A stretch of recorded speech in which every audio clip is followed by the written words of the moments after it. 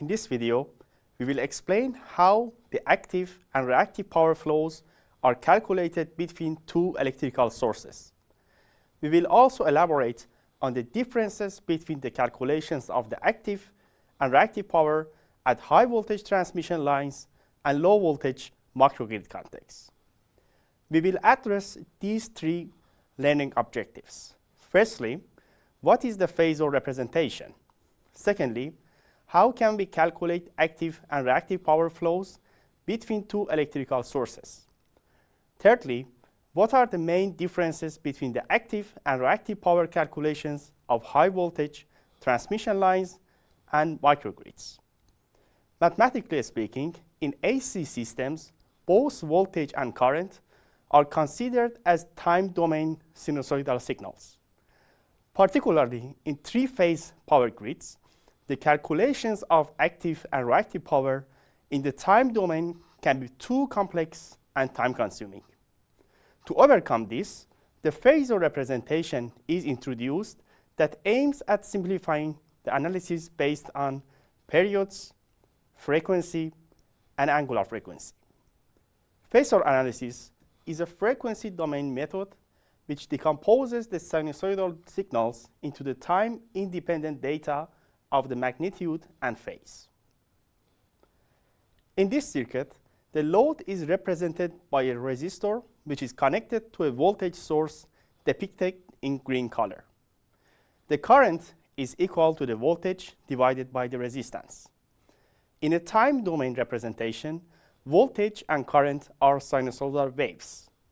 In the case of a resistive load, voltage in green and the current in red are at the same phase. This means that they have a zero crossing point at the same moment in time.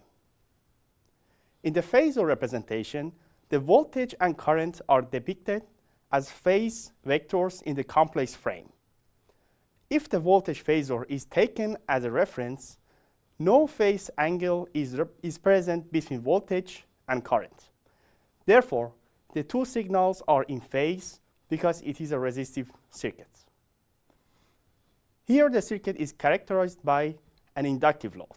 In this case, the current is given by the time integral of voltage over the inductor, divided by the value of the inductance.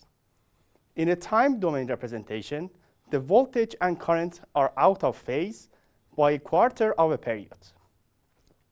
Since the current crosses the zero value after the voltage wave, it is called that the voltage leads the current.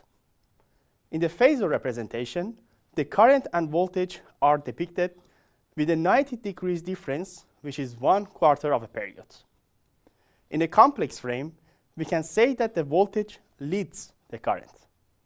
The last circuit we will analyze has a capacitor which is connected to a source. The current is given by the time derivative of the voltage over the capacitor multiplied by the value of the capacitance. In a time domain representation, the voltage and current are out of phase similarly by a quarter of a period. In this case, it is possible to say that the voltage is lagging the current. In the Phasor frame, the current and voltage are depicted with a 90 degrees difference, but in this case, the current is leading the voltage. As we discussed earlier in this course, the generated power is first delivered through high voltage transmission lines. Then it is distributed at low voltage levels. The circuit diagram of power grids in the simplest form can be represented as two voltage sources. First voltage source at the generation side, Vg, with the phase delta, and the second voltage source at the load side, VL, with the phase, for instance, at 0. These two sources are connected through lines and transformers with the overall impedance Z, with the resistance R and the inductance X. The current flows through the lines due to the voltage difference between the generators and the loads. If we know the voltage and current values, then we can calculate the voltage active power and reactive power. The apparent power is equal to the complex sum of active power, P, P and reactive power Q. In our circuit, the apparent power, which is transmitted from the generation side to the load side, is equal to the product of Vg and the complex conjugate of current I. The current can be calculated by Vg with phase delta minus the load voltage VL divided by impedance Z.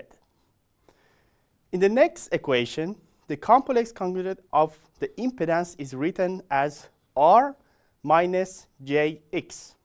This equation shows that the active and reactive power transmitted from the generation side depends on many variables, such as the phase difference delta, the magnitude of the voltage, as well as the resistance and the inductance of the lines.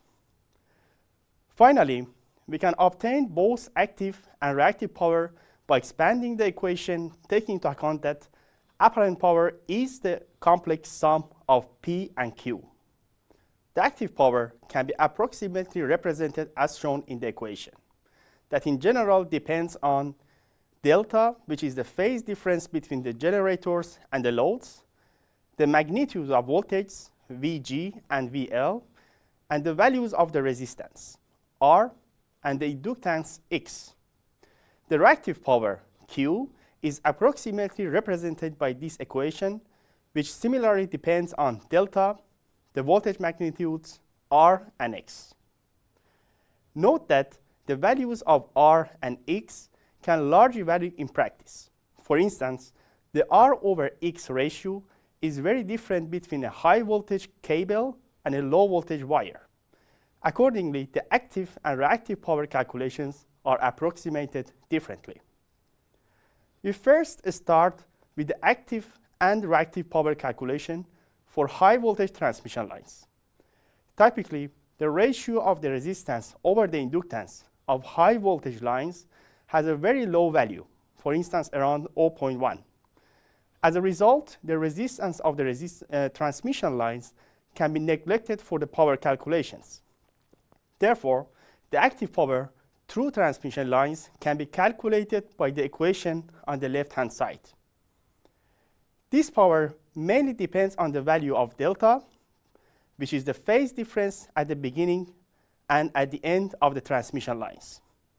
The reactive power can be also similarly approximated, neglecting the value of the resistance. As it can be seen, the reactive power of high voltage transmission lines will mainly depend on the magnitude of the voltage at the beginning and at the end of the lines. The question is if the active and reactive power calculations of a microgrid are similar to the ones of the high voltage transmission lines. In fact, unlike high voltage transmission, microgrids are operated at low voltage levels at the distribution side with highly resistive lines. In this context, the ratio of the resistance over the inductance can have high values, for instance up to 10. Consequently, the inductance can be neglected compared to the resistance of the voltage lines. As a result, the power calculations in a microgrid will mostly depend on the voltage magnitudes between the connection point of the microgrid and the loads. The reactive power is shown in the figure on the right-hand side. Note that the reactive power in microgrid mostly relies on the value of delta, which is the phase difference between the connection point of the microgrid and the loads. In this video, we first introduce the Phasor representation and then address the active and reactive power calculations between two electrical sources. On the one hand, we mentioned that at the high voltage transmission, the resistance of the lines is much lower than the inductance. Therefore, the active power exchange will mainly vary according to the value of delta, which is the phase difference of the voltage at the beginning and at the end of the lines. On the other hand, in a microgrid context, the resistance of low voltage lines is much higher than the inductance, and as a result, the active power exchange largely relies on the magnitude of the voltage.